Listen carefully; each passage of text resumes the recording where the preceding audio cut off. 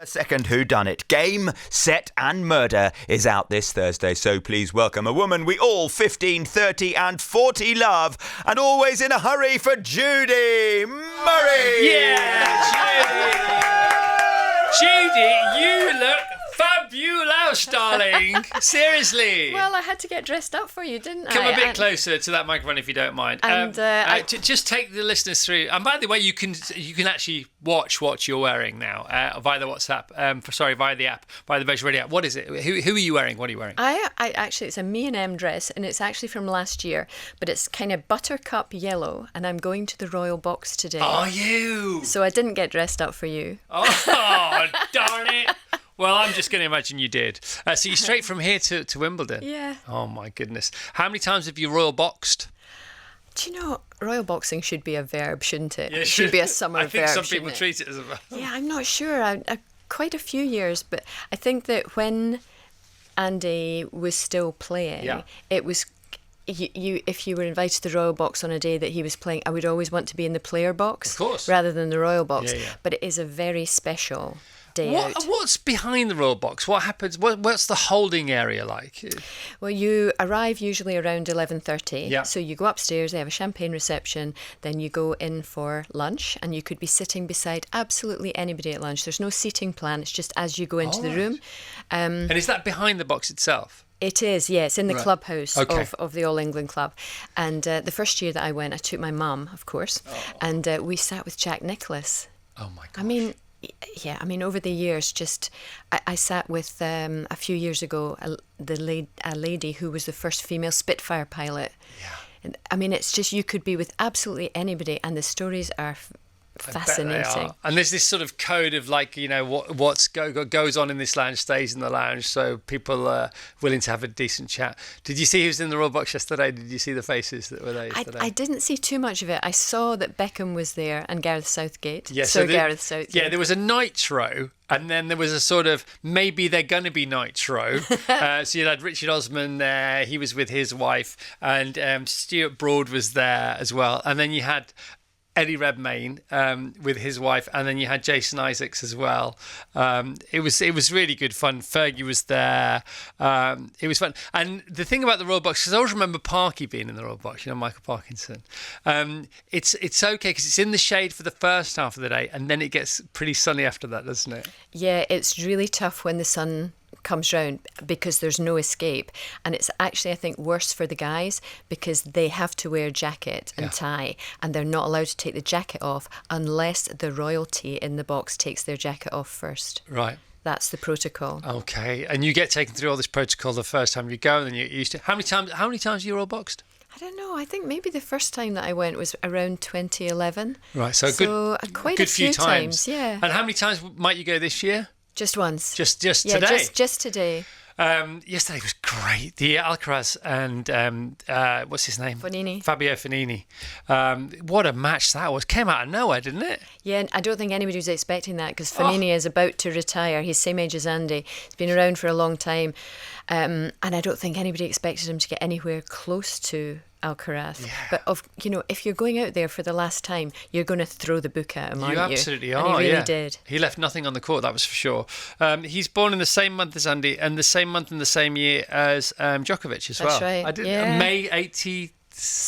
Yeah, something like they that. all grew up together. They're all part of each other's furniture. Well, here was I sitting on my sofa, my green sofa, it was actually a Wimbledon green sofa by accident, with my dog, reading your book, watching the tennis. Perfect. It was so Wimbledon-y. It was ridiculous, so tennis-y. This book is great, by the way. And Eli, one of our sons, he had his school festival last night, so I was up later than usual, so I read the whole book. It's brilliant, Judy. You read it all in a one go? Yeah, I read it all in one sitting yesterday. So there are 4 ladies, 4 mates. It's very Big Little Lies. I like it. I love it. So there are 4 ladies. There's one particularly dastardly bloke. There's a couple of mums and one dad. Take us through the mates first of all. Yeah, there are 4 of them. They are the ladies' team from Royal Oaks Tennis Club. So the whole thing's set in this tennis club. And at the start of the novel, the coach, who's a rather obnoxious and odious guy, as you'll find out through the book, he actually gets poisoned by a slice of celebratory cake. So this cake has been created as part of the celebration for the women winning the kind of local regional Yes. league. And as the book develops, the 4 characters in the women's team, you realise they all had a reason for wishing him to no longer be with us. Perfect murder mystery. And it's delivered from Keikissimo. Yeah. Did you come up with Keikissimo? Obviously. That's not a company though, is it? No. It should It's just be. ridiculous, isn't it? Keikissimo. Who doesn't want to order a cake from Keikissimo? And the reason it's already suspicious is because it arrives mysteriously, and nobody really knows who's bought it and why it's arrived. Because there are other cakes there that have been made by the members. That's right. The other cakes all have a little sticker of some sort on it that says who's made them and what's in them. Yeah. And this huge cake, which is it's like a rectangle tennis court, Yeah. and it has figurines in marzipan and icing of the ladies. And it doesn't say who it's from, but because it's so ultra special, of course, it ends up on the table. But it ends up being problematic for the coach. It's brilliant. It's absolutely brilliant. Death by cake, because there is a cake called Death by Chocolate, isn't there? Yeah, This is yeah, like there is. Death by Cake, or is it? Dun, dun, dun. So Jeremy is the dastardly ex-pro, current pro, teaching pro, was quite good once, may have a few issues off the court, which may make him sort of lead him down the wrong lane of decision making, etc., etc. There is some suggestion in the past that he may have been involved in gambling whilst still being a competitive professional. Are you drawing from your experience in the game again here? Yeah, I mean, when you write a fiction work, obviously you can go anywhere you like. And like I did with my first novel, The Wild Card, there was an opportunity to raise awareness of all sorts of things that go on behind the scenes of the tennis world that people don't always hear about. So yeah, the whole match fixing, being offered a bung to throw a match, for example, I'm betting on the outcome of something, given that you have some behind the scenes information that nobody else has. So yeah, it allowed me to explore that part of it through his character. Right, and so when things like that have happened or are happening, often they're referred to as an open secret. Have you been around those situations then? Yeah, I mean, for example, I can remember being at a futures event with a Scottish player, not one of my players, and it was a semi-final, and he was offered by his opponent that he would let my player win the match if my player would give him the prize money that he would get from it. So this was a player who was desperate for money to be able to go on to the next competition. Wow. And that was my first experience of it, because obviously my player came to me and said, look, this is what's happened. I said, you can't go near that. But that made me aware that even at at all levels of the tour, and there's a desperation behind it, yeah, of course, because it's so expensive to put yourself on the tennis tour. Yeah, it's funny because talking about Fognini, and by the way, I'm sure Fognini is more than above board. But you're looking at him, and he was once top 10. It's his last Wimbledon. He's 38 years old, like you say. And, he's now been knocked out in the first round, so he'll get some money. But you look in the players' box, he's got a coaching team with him. That can't be cheap. And they've all got to be put up somewhere, and they might be coaching somebody else. So it's funny, isn't it? Because there are different ways of skinning the dodgy cat here. Because it's not necessarily because they've got a drug issue or a betting issue. It's just because they want to carry on playing, which isn't forgivable, but it's almost understandable. Yeah, I think, yes, it is. It's not right, but it is understandable. It's something you desperately want to do. Yeah. And what you're trying to do is incredibly expensive, because you're right. It's hard enough to pay for yourself to travel and be accommodated and feed yourself and G-strings and entry fees and all of these things at the lower rungs of the tour. You know this better than anyone. Oh, absolutely. I went through every single stage of that. Yeah, with both double whammy. Yeah. And yourself, of course, way back in the day. Pickleball gets a mention, so I'm guessing that you know about pickleball as well. Yeah. Tell us about pickleball and you. Yeah, I like pickleball a lot. I first played it in the States probably about 6 years ago. Had never heard of it before, and went to a pickleball club, 16 pickleball courts, clubhouse, every court full, so 64 people all playing pickleball, rat-a-tat-tat, quite noisy, but great fun, like really easy. It's fun, it's doable, it's sociable, and it's played on a badminton court. And it seemed to me, being somebody from Scotland where our weather is rubbish and where we struggle for indoor facilities, particularly through the winter months, I thought this is something that our tennis coaches and our players could do all winter, because every sports centre, every school has got badminton courts. So I really like it. It's a great way into or out of racket sports. And when I say out of, I mean that the court is smaller. So when the tennis court gets too big for you, I think pickleball is a great add-in to any sports club. Well, we go to California. We're very lucky. Every year we go to California for 4 weeks, and they close streets and they have pickleball days in streets, and they just set up a load of nets. There's Main Street just by Santa Monica Beach. One of the Sundays we're there, or it might even be a Saturday, they close the whole street and it becomes pickleball central. You've just given me a great idea. Well, good. Where might your pickleball street be? I think probably somewhere near Dunblane. But pickleball day would be good, wouldn't it? You know, car parks. You could do that in a car park. How are you with paddle, by the way? Are you at the paddle party? I love paddle as well. I love paddle. Yeah. I've underlined this. I don't know why. Let me have a look. Chapter 2. Hayley, the squeaker. Oh, that's it. The squeaker plimsolls on the gymnasium floor at New Beach's school made Hayley wins. How had they not found a way to prevent it? I'm guessing this gets on your nerves. It does, and there's really nothing you can do about it, especially if it's like a polished wood floor or something like that. And all you hear is just the squeaking of trainers on the floor. It drives me nuts. I love it. I love the fact that still drives you nuts now. I quite like it in a way because it reassures you that you're in the right place and you're about to do the right thing. Yeah. But then again, I haven't had to spend as many hours and years hours of my life in sports halls as you have. All right, take us back to the plot. There's cake. There's maybe death by cake from Cake Isimo. Who knows? There's other people around, other characters around. It's based at a tennis club which is privately owned. Yeah, it's a privately owned So this tennis has club. been sort of people who this is a family who love tennis and they want to reinvigorate a club. Have you had experience of this happening too? Yeah, I think for me, I've sort of seen it coming over a number of years that the days of the single sport club are coming to an end. Yes. You need to be able to offer more than just one sport. I mean, you see it with golf clubs as well. Golf clubs are looking at paddle courts, for example, They are. or putting in gyms. And so this is an example of a family who takes over this club, has to reinvigorate it or reinvent it in order to make it sustainable for the long term. Adds a gym, adds a wellness centre, cafeteria, starts to look at pickleball. So it is exploring that sort of side of it of we need to be open to adding more things around our sport. Yeah, I mean, there's a place that I know you've been to. You've actually coached at called the Campus in Portugal, and that's a sort of best practice, first principle kind of place because it's got the whole thing going on, hasn't it? It's got a football pitch, it's got paddle courts, it's got tennis courts, it's got a gym, it's got a pool, it's got an outdoor pool, it's got an indoor pool, and it's also even the walkway around has been turned into a running track, which is amazing, and it's a kilometre long. It's adapting your space. It's for genius. multi-use. Yeah. We should need to see more of these because there's a beautiful athletics track near us, but it's not used very much. And to be honest, we have snuck onto it at weekends, and then we've been told off. We said, well, we don't know how to join, and the barrier's closed for most of the day. And do you know what I mean? Yeah, you want these places to be used throughout the day, and it's different user groups at different times of the day. So you have to adapt your offering to suit everybody to make the place buzzy all day long.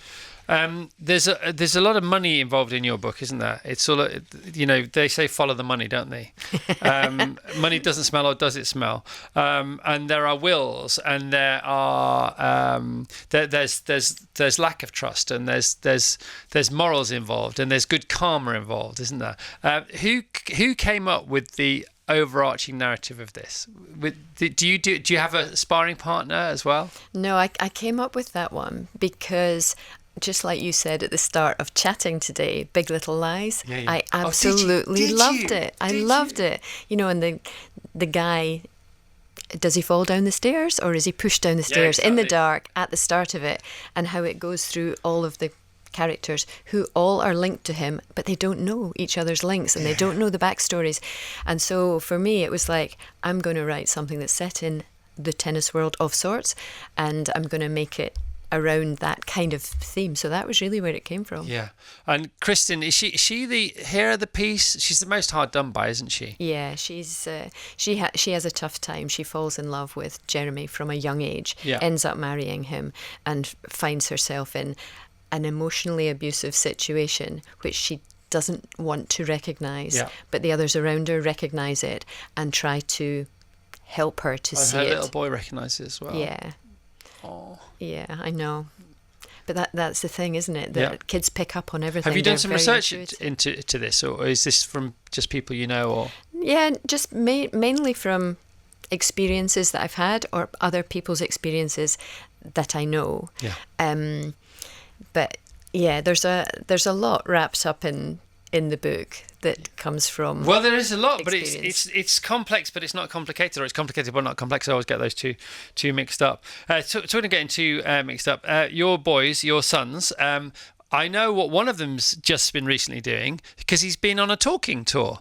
Andy Murray has been live on stage. He has. Tell us about that. Yeah, he did 4 venues: Glasgow, Edinburgh, Apollo at Hammersmith. Yeah, I know. And then he finished at Wimbledon Theatre on Sunday night. Yeah, he'd never done anything like that before. He wasn't sure about doing it. Yeah. The management company he works with thought it would be a great idea. And he does actually speak very well and very informedly, you know, when he's interviewed. And I remember him saying, I'm not sure, Mum. I'm not sure. What if nobody comes? And I went, what do you mean, what if nobody comes? And he really is he has no understanding of how popular he is. He's Sold out in 5 minutes. I 4 know, well, venues. he's so unbelievably famous. Having said that, the event in Apollo, it's not a small venue. No. It's 3,500 people or whatever. I mean, presumably you went. I went to Glasgow and I did 10 minutes on stage in Glasgow, and I went to Wimbledon Theatre just to watch. But he had some guests, you know, he had John McEnroe at Wimbledon Theatre. Wow. He had Chris Hoy, Ramesh Ranganathan at Hammersmith Apollo. Wow. So it breaks it up a little instead of all the focus just being on him. And what was it? What time. was it then? Was it like a few stories or Q&A or what? He did it with Andrew Cotter. Oh, right. And so they went through really chronologically through his career, through his biggest moments, and I suppose just the experiences behind it, the, you know, big things around the Olympics, the first breakthrough, the loss in the Wimbledon final 2012, what that did to him, what it meant to him, and then the winning of it. But yeah, and it kind of finished off with lots of lovely clips of him and the family. There was no phones allowed in there, so nobody could take any pictures. It wasn't recorded or anything like that. But people have a better time. Yeah. People are freer to say other things that they know. It's not that they're going to say something that's going to get them cancelled. It's just the fear of that ruins the things that wouldn't get them cancelled anyway. Do you know what I mean? And also your audience is paying attention more, and it's not annoying to people behind you that you've got your phone in the air and you can't see past it. Everybody's in the moment, aren't they? And McEnroe, I mean, I've met McEnroe a couple of times. How well do you know him? Yeah, pretty well. I think that they played each other in 2004. There was something at Wembley. It was some kind of fun exhibition-y type thing, and Andy was 17. He played McEnroe, who was 45 at the time, and lost. Andy lost. Yeah. And Andy's really good there, I think Andy was terrified. Oh my gosh. There has been a whisper, I don't think it's going to happen now, but there was a whisper of Bjorn Borg coming on the show because he's got a book coming out. I can never not unsee how famous Bjorn Borg was when he used to arrive at Wimbledon, like a single Beatle, but as popular as all 4 Beatles put together in the day. Do you remember those times? I do remember them very well because he was absolute hero of mine. And yeah, I mean, he made tennis sexy. He was the one who really did that. He didn't with the long try hair. to, did he? No, he just was. It was sexy, and it was cool, and he was really good. He was really good, and he was really quiet and calm. Unbelievable. But he did. He made it really cool. And I met him in the Laver Cup in 2022 at the O2, which was Roger Federer's final event. Yeah. And Andy was obviously in the Europe team with Roger. And there was an after party, and Bjorn was the captain. And I was actually the first person to arrive at the after party, and the only people that was there was Bjorn and his wife. And I came out of the lift and I was like, where is everybody? He said, never mind, where is everybody? He said, I've been waiting to meet you all these last few days. I thought he was joking, obviously. And he said, no, he said, come sit down. So I sat down with him, and he has a son who is trying to be a tennis player. And he said, we need some advice as tennis parents. How did you do it? Bjorn Borg. Oh my gosh. What a moment. Yeah, it was amazing. I was absolutely amazing. Did you get to know him from then on? Or? Yeah, because his son's actually doing okay. So I was sort of following it from a distance. But I was absolutely blown away. When you by say that. he's doing okay, how old is he? What's he doing? I think he's maybe about 20. Right. So Now, there's still so when I met him, he chance? was maybe 17, 18. The Yeah. son was 17, 18. Yeah, I mean, it's tough. You really need to be top 100, 120 to be able to make a living from the game. So 120 men, And not be 120 miserable women. and It's hard. I mean, it's probably a bit of a poison chalice having one of the greatest of all time as your parent, Yeah. because there's an expectation well, that as you a will be grandma, you're brilliant. going to find all this out, aren't you? Certainly not. I told you before. I'm going to teach them how to dance. Well, the book is great. It's fun and it's great. It's very clever, and the twists keep on coming, don't they? Yeah. And thanks for including us in the blurb. we make it You to the made book. it to the back page. I know. Well, I'll take the back page along with Carol Kirkwood and Bella and Heat and Joe Thomas and Billie Jean King. Come on, it's a tennis story. How can I not love it? She says. Utterly thrilling and joyful. I couldn't put it down. Judy, thanks for being on the show. Is there anything else you'd like to say to our beautiful listeners? By the way, they are watching us as well as listening at the moment. Oh, nice. No, it's always great fun to come on and see you. But yeah, if you're going to Wimbledon, make sure you've got a hat and sunblock. Plenty of It's water. going to be a hot one again. Because you can fan yourself as much as you like. In temperatures like this, it doesn't really matter, does Yeah, it? no, it doesn't. All right. Great to see you, Judy. You Thanks too. for Judy Murray, OBE! I still think Dame Judy Murray sounds much better, but then again, I don't get a vote.